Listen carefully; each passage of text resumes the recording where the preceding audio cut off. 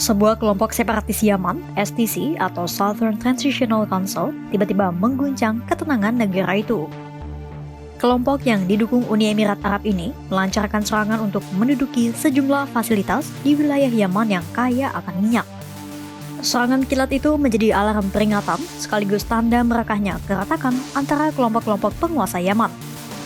Kenapa STC tiba-tiba menggoyangkan ketenangan di Yaman? Dan mungkinkah guncangan itu membawa Yaman kembali masuk ke kubangan perang saudara?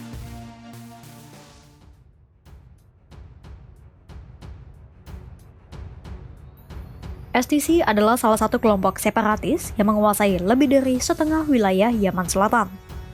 Sosok di balik kekuatan STC adalah Uni Emirat Arab. Awal bulan Desember 2025, STC tiba-tiba bergerak ke Hadramaut, provinsi terbesar di Yaman, dan menguasai fasilitas-fasilitas utama di provinsi itu. STC juga menduduki Petromasila, perusahaan minyak terbesar di Yaman. Dalam serangan kilat itu, STC sempat bertempur dengan pasukan pemerintah di bawah Presidential Leadership Council atau PLC dan suku-suku yang beraliansi dengan pemerintah. Pasukan STC kemudian bergerak ke provinsi Mahra di perbatasan Yaman dan Oman, lalu menguasai sebuah pos perbatasan. Di waktu yang sama, kelompok itu juga bergerak ke Aden, merebut istana presiden yang berfungsi sebagai tempat kedudukan PLC. Pergerakan STC itu bukan hanya operasi kecil, namun bisa menjadi game changer bagi kelompok yang didukung Uni Emirat Arab itu. Karena target-target yang disasar merupakan titik-titik strategis, termasuk Hadramaut, wilayah yang menjadi tulang punggung bagi Yaman karena kaya akan minyak.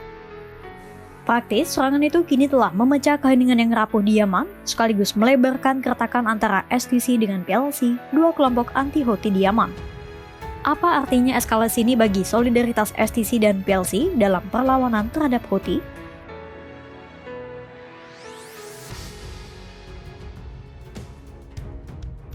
Dalam operasi yang dilancarkan STC, sosok yang dihadapi kelompok ini adalah PLC, kelompok yang diakui oleh dunia internasional sebagai pemerintah resmi Yaman. PLC dan STC sebenarnya berada di satu kubu dan memiliki musuh yang sama, yakni Houthi yang didukung Iran.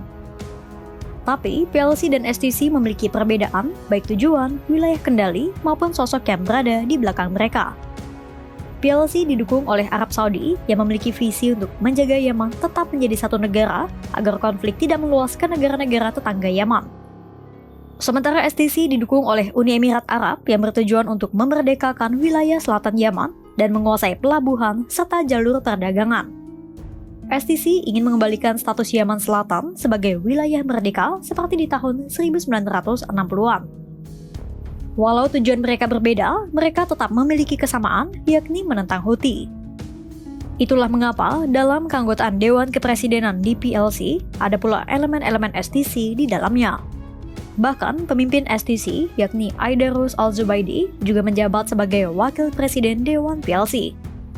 Tapi dengan eskalasi terbaru di Yaman, STC dan PLC tampaknya akan memetakan kembali hubungan mereka.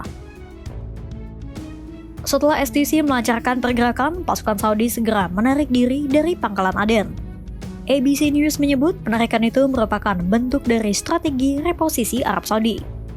Tak hanya menarik pasukan, Arab Saudi juga mengirimkan delegasi mereka ke Hadramaut untuk bertemu dengan gubernur provinsi dan para pemimpin politik di sana. Tujuannya untuk meredakan ketegangan.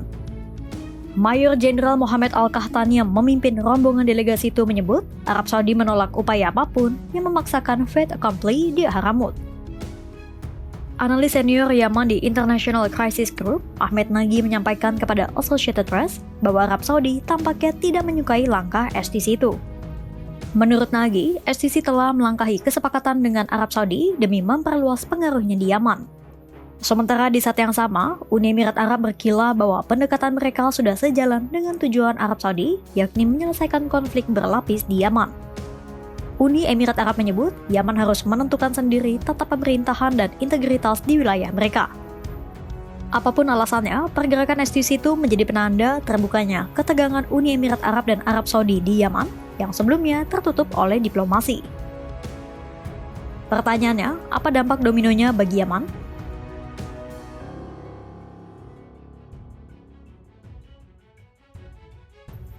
Ketegangan Uni Emirat Arab dan Arab Saudi bisa membawa efek domino bagi Yaman.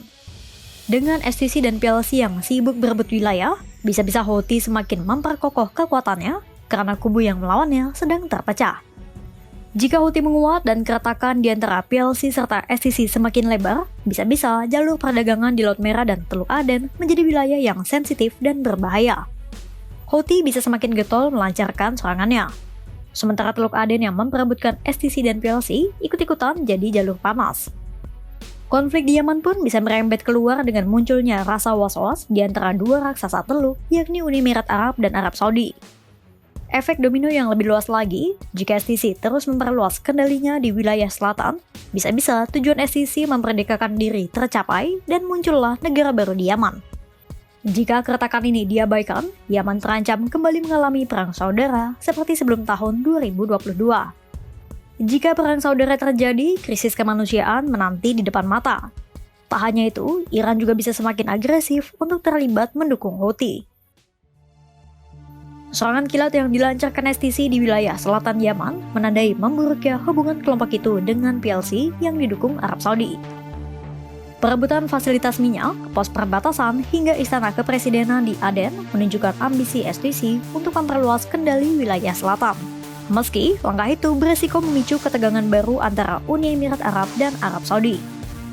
Di tengah rivalitas internal tersebut, posisi pemerintah resmi Yaman semakin rapuh. Peluang bagi Houthi untuk memperkuat pengaruhnya pun otomatis bisa terbuka. Jika eskalasi tidak mereda, Yaman beresiko kembali terjerumus dalam perang saudara dengan konsekuensi langsung terhadap stabilitas Laut Merah, Teluk Aden, dan keamanan kawasan teluk secara keseluruhan. Kira-kira bisakah STC, PLC, dan para aktor pendukungnya menyelesaikan ketegangan tanpa menembakkan satu peluru pun? Pantau terus perkembangannya hanya di kanal YouTube Kompas.com.